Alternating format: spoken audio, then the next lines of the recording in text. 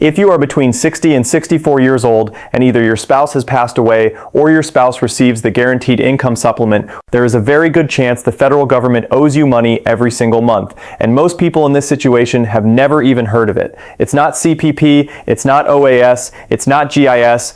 It's a separate benefit called the allowance. And for widows and widowers specifically, it's called the allowance for the survivor. Right now, a surviving spouse with low income can receive up to $1,702.34 a month, completely tax-free.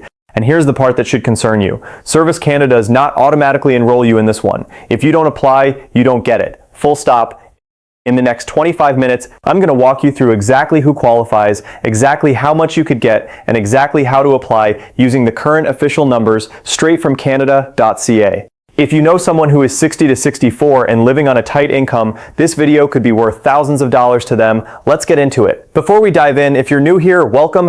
This channel exists for one reason, to help Canadian seniors understand exactly what they're entitled to from Service Canada in plain English with no jargon and no guesswork.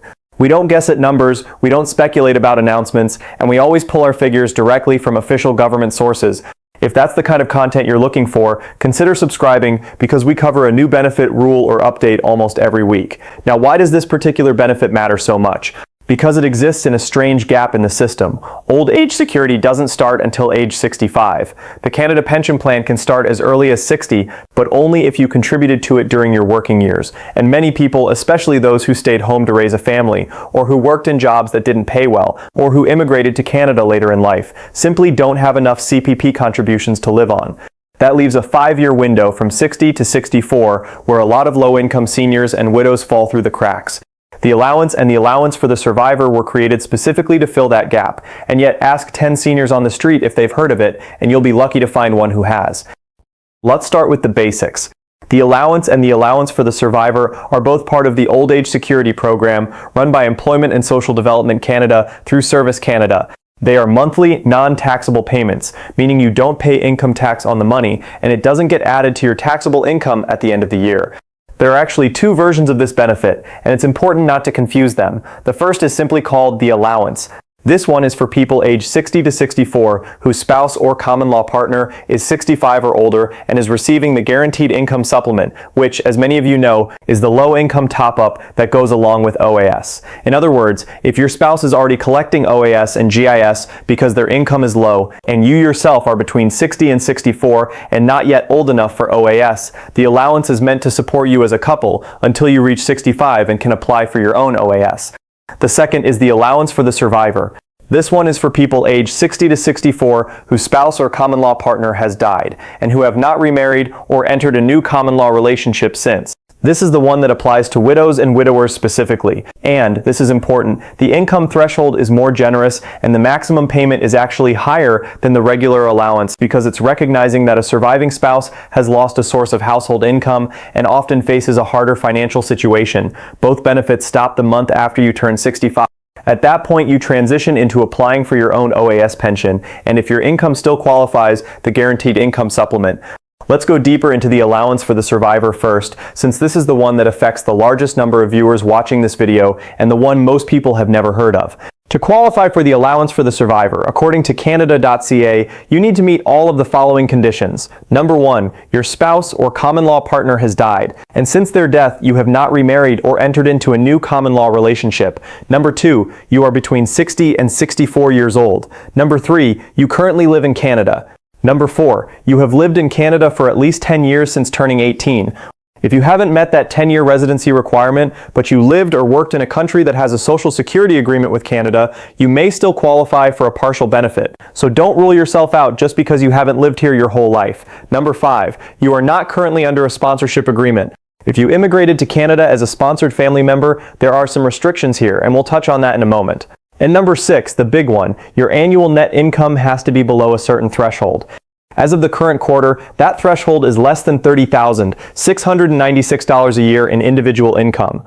That's your income alone, since you're applying as a single person following the loss of your spouse. Only your income is considered, not a combined household income. Now, a quick and important note on the sponsorship rule because this trips a lot of people up. If you are currently under a sponsorship agreement, meaning a family member sponsored you to immigrate to Canada and signed an undertaking to support you, you generally cannot receive the allowance for the survivor for the length of that sponsorship agreement unless your sponsor has died, is imprisoned for more than 6 months, has been convicted of an offense against you, or has declared personal bankruptcy. As of the current rules, parent and grandparent sponsorship agreements now run 20 years in most provinces, so this is worth understanding carefully if it applies to your situation. If you think this might affect you, it's worth calling Service Canada directly to clarify your specific case because sponsorship situations can be complicated. Now let's cover the regular allowance. For those of you watching this on behalf of a couple, rather than as a widow or widower, to qualify for the allowance, you need to meet these conditions. You are between 60 and 64 years old, you live in Canada, your spouse or common law partner is 65 or older and is eligible for or already receiving the Guaranteed Income Supplement. And your combined household income as a couple is below the threshold, currently less than $34,704 a year combined. Here's a scenario that shows exactly why this exists. Imagine a husband who is 66 and receiving a small OAS pension plus GIS because his income is modest. His wife is 62. She doesn't have enough CPP contributions to draw a meaningful pension yet, and she's not old enough for OAS. Without the allowance, that household would be relying entirely on his benefits for 4 more years until she turns 65. The allowance exists specifically to support couples in exactly that situation. One more thing worth mentioning, if you're receiving the allowance as a couple and your spouse who is receiving GIS passes away, you don't need to reapply from scratch. Canada.ca confirms that if you are receiving the allowance and your spouse or common law partner passes away, you are automatically converted over to the allowance for the survivor. That's one small mercy in an otherwise difficult situation, one less form to fill out during a hard time. This is the part everyone's been waiting for. Let's talk real numbers, and I want to stress these are the current official maximum amounts published directly on Canada.ca for the current quarter. These figures are reviewed and adjusted 4 times a year, every January, April, July, and October, in line with the Consumer Price Index. So the exact number can shift slightly from quarter to quarter, but it will never go down. Service Canada has confirmed that if the cost of living decreases, your payment does not decrease. It only ever holds steady or goes up. For the allowance for the survivor, the maximum monthly payment right now is $1,702.34. That's for a surviving spouse or common law partner whose annual net income is less than $30,696. For the regular allowance, the maximum monthly payment right now is $1,428.06.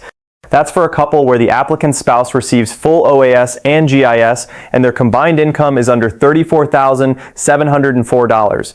Now here's something critical to understand. These are maximum amounts, not guaranteed flat amounts. Canada.ca is very clear about this. Your actual payment depends on your income. This benefit works on a sliding scale. If you have very little or no income other than the allowance itself, you'll be closer to that maximum payment. As your income rises but stays under the threshold, your payment gradually decreases. Once your income crosses the threshold entirely, the payment stops. There's no partial cliff edge cutoff at some arbitrary point. It phases out gradually as your income approaches the ceiling, similar to how the Guaranteed Income Supplement works. Your payment amount is based on your previous year's income, meaning this year's payment is generally calculated using last year's tax return. But here's something a lot of people don't realize. If your income has dropped significantly this year, say you retired, or a pension was reduced or stopped, you don't have to wait until next year's tax filing for your payment to reflect that.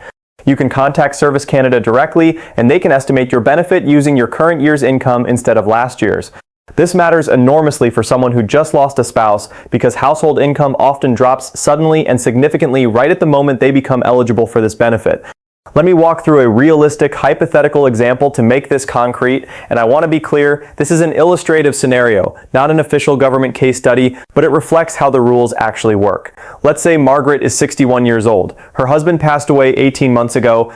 She worked part-time for most of her life and has a small CPP survivor benefit, but her total annual income is modest. Let's say it falls comfortably under the $30,696 threshold for the allowance for the survivor.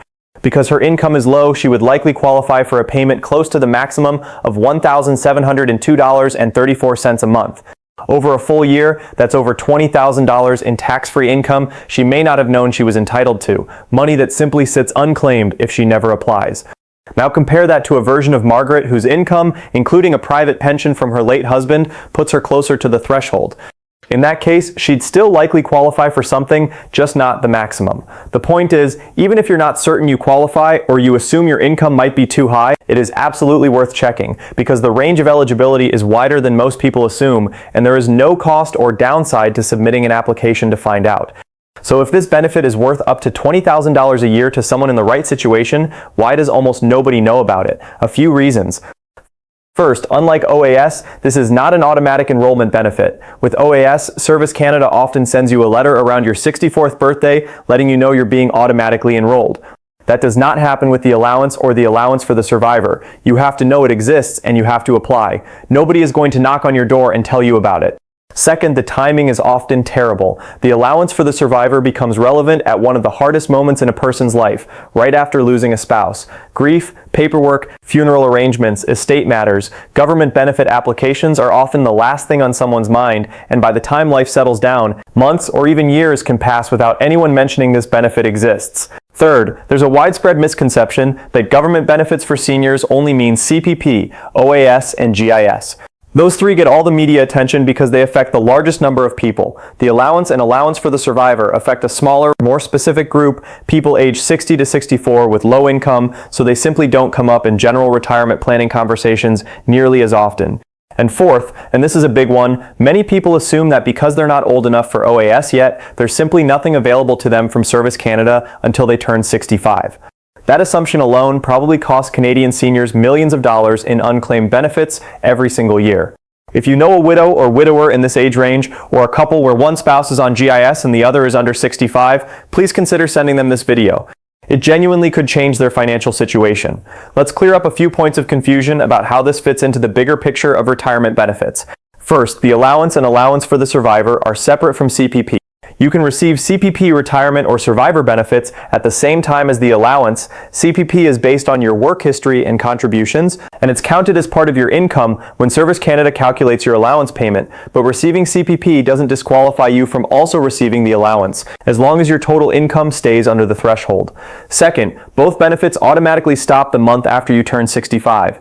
At that point, you're expected to transition to applying for your own OAS pension, and if your income still qualifies, the guaranteed income supplement on top of it. This isn't seamless in every case. Depending on your situation, you may need to apply for OAS separately, so it's worth marking your calendar a few months before your 65th birthday to make sure that transition happens without a gap in payments. Third, if you're the higher earning spouse and you're thinking about deferring your own OAS pension past 65 to get a larger monthly amount later, understand that this could affect your spouse's eligibility for the allowance, since allowance eligibility depends on your spouse actually receiving GIS. If you're not collecting your OAS and GIS yet because you deferred it, your spouse cannot receive the allowance in the meantime. This is a genuinely important trade-off to think through as a couple, and if your household is in this situation, it may be worth speaking with a financial advisor or contacting Service Canada directly to understand the full picture before deciding to defer. Now let's get practical. Here's exactly how to apply. Step 1. Figure out your timing. For the allowance for the survivor, Canada.ca states you can submit your application as early as 11 months before your 60th birthday. If you're already 60 to 64 when your spouse passes away, you should apply as soon as possible after their death. For the regular allowance, you're encouraged to apply 6 to 11 months before turning 60 or as soon as possible if you're already in the 60 to 64 range. Step 2. Gather your documents.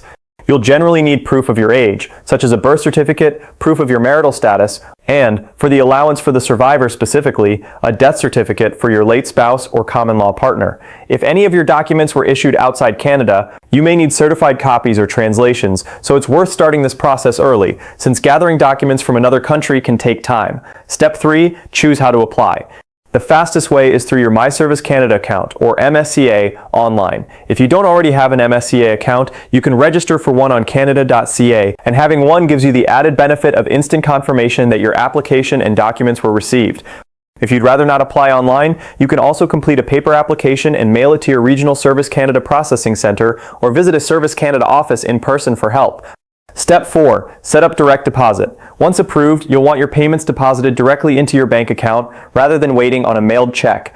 You can set this up through MSCA under your profile by selecting Manage My Payment Destination or by calling Service Canada at 1-800-277-9914. Step 5. Be patient. but follow up. Processing times can range from several weeks to a few months, especially if your residency history is complex or involves time spent in another country. If it's been a while since you applied and you haven't heard anything, don't hesitate to call and check on your application status. Following up is completely normal and won't hurt your application. One more tip. If your income has dropped significantly this year compared to last year, for example, because you recently retired or because a pension amount was reduced after your spouse's death, make sure to mention this when you apply or contact Service Canada afterward. As we covered earlier, they can use an estimate of your current year's income instead of last year's, which could mean a higher monthly payment for you sooner.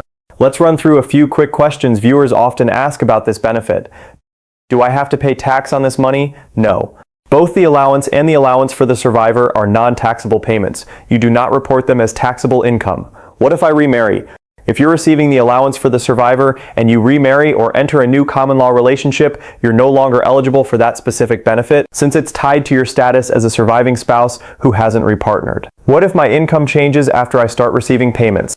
Your payment is reviewed and can be adjusted based on updated income information, and it's also automatically increased every quarter in line with the cost of living. So you don't need to reapply from scratch each year, but you should always keep Service Canada updated on major life or income changes. Can I get this if I've never worked? Unlike CPP, which is based on your contribution history, the allowance and allowance for the survivor are based purely on age, residency, marital status, and income, not your work history. This makes it especially important for people who spent years out of the paid workforce, whether raising children or for other reasons. So here's the bottom line. If you are between 60 and 64 years old and either you've lost a spouse or common law partner, or your spouse is 65 or older and receiving the guaranteed income supplement, do not assume you're out of options just because you're not old enough for OAS yet. The allowance and the allowance for the survivor exist specifically for people in your situation. They're worth up to $1,700 a month tax-free, and Service Canada will not automatically sign you up. You have to take the first step. If this video helped you, or if it reminded you of someone, a neighbor, a friend, a parent who might be in exactly this situation, please share it with them. This is genuinely the kind of information that can change someone's month-to-month financial reality, and most people simply never hear about it. If you want to go deeper, I'll be covering how the Guaranteed Income Supplement works in detail, how OAS deferral affects your household, and what to do in the months leading up to your 65th birthday in upcoming videos. So make sure you're subscribed and have notifications turned on so you don't miss them. Thanks for watching, take care of yourselves and each other, and I'll see you in the next one.